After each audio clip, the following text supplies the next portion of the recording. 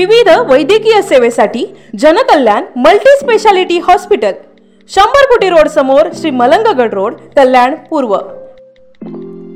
Hospital vacancy receptionist, nursing, ward boy and ward मावशी। Contact administrative manager 7420006300।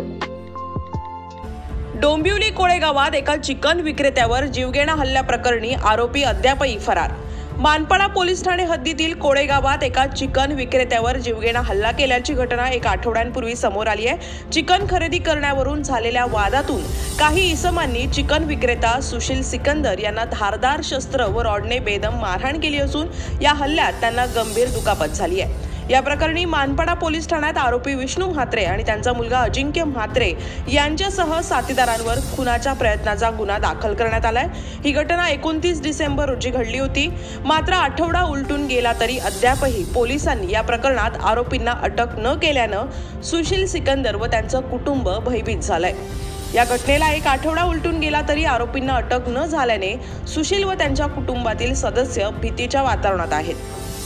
तक्रार मागे घेण्यासाठी आरोपींकडून दबाव टाकला जात असल्याचा आरोप देखील सुशील यांच्या कुटुंबियांनी केलाय। तसेच आरोपींना लवकरात लवकर अटक करण्याची मागणी देखील त्यांनी केली है।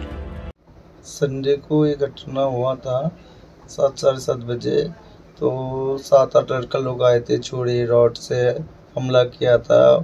तो बहुत खून निकला था। अपने पुलिस स्टेशन में गए, पुलिस ने केस लिए, उधर से हॉस्पिटल गए तो अभी तक पुलिस वालों ने कोई एक्शन नहीं लिया। आरोपी को अभी तक नहीं उठाया।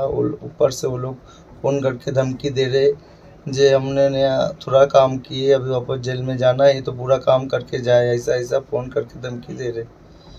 पुलिस उस लोगों को उठा रहा नहीं, कुछ नहीं कर रहे, इसे कोई एक्शन नहीं ले रहे। गिरफ्तार करना चाहिए।